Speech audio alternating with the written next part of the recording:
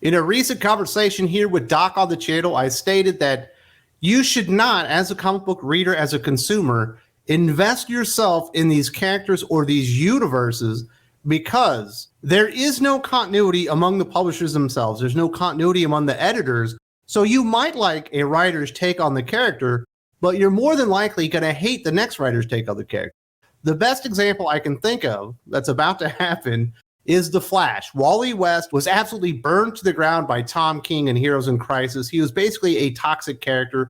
There's kind of a good mini-series that tries to kind of, rehabilitate the character, get him back, revive him. It's called Flash Forward. Scott Lobdell with Brett Booth on art, and it's a pretty good story, but no one really cared because no one cared about Wally West anymore. And then comes Jeremy Adams, and we get the Wally West Flash series that no one really even knew they wanted. But as soon as he jumps in, you can tell he gets the character, he gets Wally West, and he loves the character, he loves the universe, and he ends up building out this just fantastic Flash run with all kinds of great stuff. It's all about the Flash family, the reconciliation really between Wally West and the fans of the character, and he did a great job.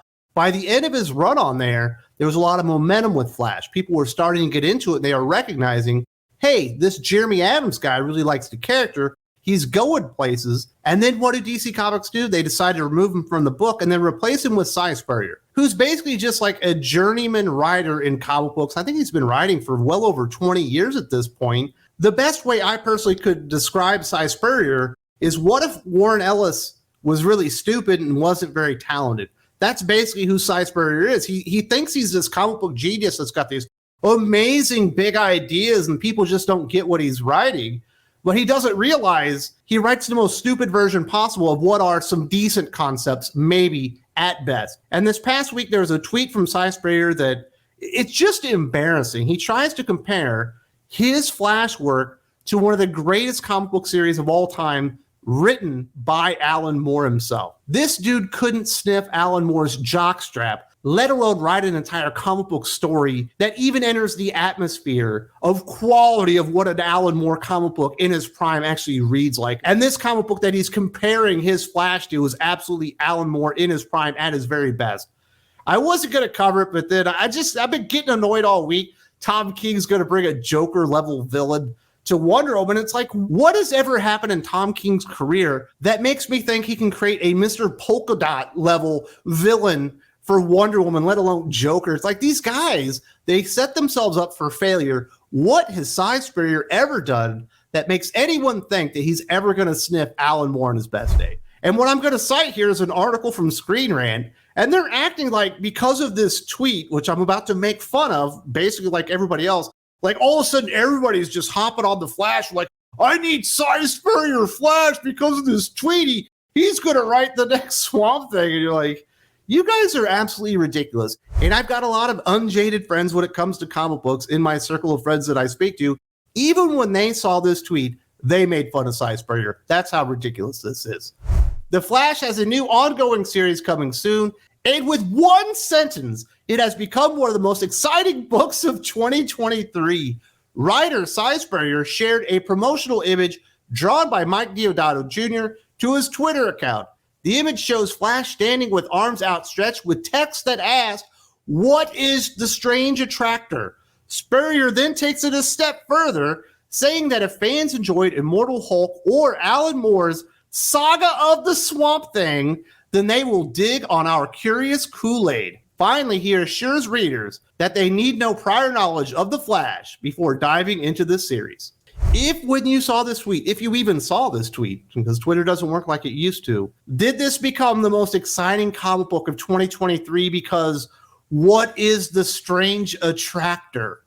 Who gives a fuck about the strange attractor? I want to see Wally West with his kids, with his wife, with their new baby, being a part of the Flash family and incorporating even cooler things outside of that, and give me the ability to actually enjoy a character within the DC Comics pantheon with my kids. There was actually one freaking series that's written in mainline continuity you can actually read with your kids, and now it's gone because Si Spurrier is going to go totally Alan Moore on this. Trying to be Alan Moore has destroyed so many comic book writers' careers, it's not even funny. See also Tom King. Tom King has tried to be Alan Moore for the last 5 years, and every single time he does this, he ends up embarrassing himself. And the thing I can say for Tom King that I can't say for Si Spurrier, at least Tom King has written a good comic book series. At least Tom King has some sales amongst his peers at the time that make you think, well, maybe he could be a big deal on his best day. Si Spurrier on his best day can't even be Scott Lobdell. Si Spurrier, try to be Scott Lobdell on his worst day first, and then maybe along the way, you can get to some Alan Moore level storytelling. Realize who you are. You've never actually sold a comic book. Spurrier and Deodato clearly have huge plans for the Flash, and Spurrier has peppered cryptic hints on various social media accounts. In a post to Twitter, Spurrier showed panels of Deodato's art, showcasing the speedster and Flash ally Max Mercury. The image reflects on the various identities Mercury has held over the years. Another teaser from Spurrier seemingly shows a dissatisfied Linda West, and still another shows Mr. Terrific, Wally's boss. Spurrier has not given any context to these teases, leading to fan speculation over the book's plot. While Spurrier's latest tease also offers little in the way of information, it still increases the hype factor by comparing it to some of the most acclaimed runs in comic books. Who is out there speculating on the plot points of Si Spurrier's Flash run? Oh, wow, we're going to explore the various incarnations of Max Mercury over the years. That'll put a lot of asses in seats. Like, get out of here. No one gives a flying fuck about that. Oh, Linda West looks displeased. Oh, great. Finally, their marriage has been reconciled. The whole family has been put together after they were lost in the Speed Force, and he thought he was never going to see his kids again. Let's make his wife not happy with them again. Now they've had another baby. There are just like 100,000 Flash fans sitting on the sidelines being like, you know what? This wholesome take on Wally West as the Flash and his family getting back together, that's not really what we want. I want to see Linda West hating her husband and what happened to Max Mercury over the years. And, ooh, Mr. Terrific, a cool character, has nothing to do with the Flash. Like, none of this stuff gets anyone excited. And Deodato's art is okay. Like, it looks pretty decent, but you know this isn't going to be groundbreaking. This is going to be third-rate Ward Ellis at the very best. That is the most optimistic outlook for this. Is Ward Ellis has been on a 4-day cocaine bender, hasn't slept, and he's got a deadline, and this is the kind of script that he would put out. That's likely the very best case scenario for the Si Spurrier Flash. Like, oh my goodness. Comparing your series to Saga the Swamp Thing, Spurrier name-checked both Immortal Hulk and Alan Moore's mid-1980s legend Saga the Swamp Thing run. Immortal Hulk was published by Marvel between 2018 and 2021, written by Al Ewing and drawn by Joe Bennett. It redefined the Hulk mythos by putting a dark body horror-inspired twist on the character. Immortal Hulk was one of the decade's best books, well regarded by fans and critics alike. Likewise, Alan Moore's take on Swamp Thing similarly redefined that character.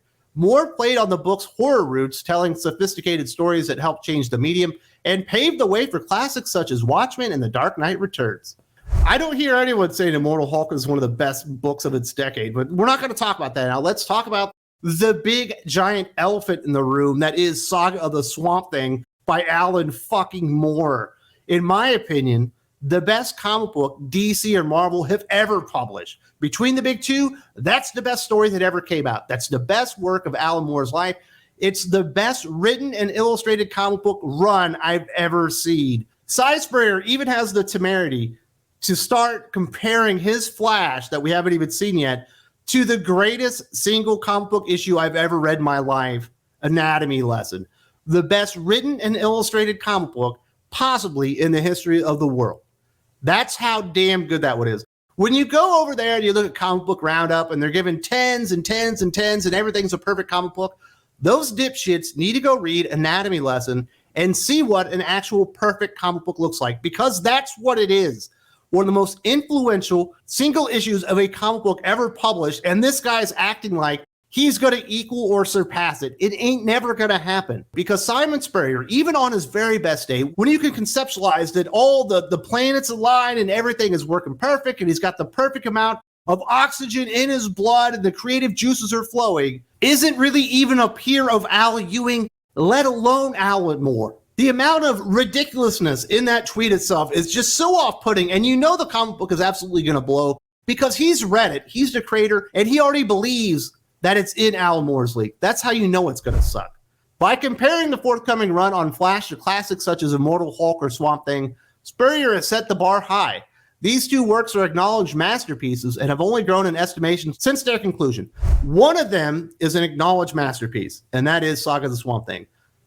Immortal Hulk is just a really solid run. For the first 20 to 22 issues of that series, it was starting to get into that territory where it might have been one of the best comic books of the past decade, but unfortunately it goes all the way out to issue number 50, springboarding out of Immortal Hulk number 25, where Al Ewing started huffing his own farts and believing the hype and thinking that he was the next Alan Moore or whatever. And he flew a little too close to the sun, if you know what I mean. And the book just sucks, other than the art by Joe Bennett, which is absolutely spectacular. And that's one of the other things in this. Mike Deodato Jr. is a really good, strong artist. Probably too good to be working on a Si Spurrier comic book. But the Joe Bennett art in Immortal Hulk is absolutely phenomenal. And the Stephen Bissett art in Saga the Swamp Thing is like timeless. It's one of the best illustrated comic runs of all times. And when you see Al Ewing and Joe Bennett working together in synergy at their very best, which I think is it Immortal Hulk number 8?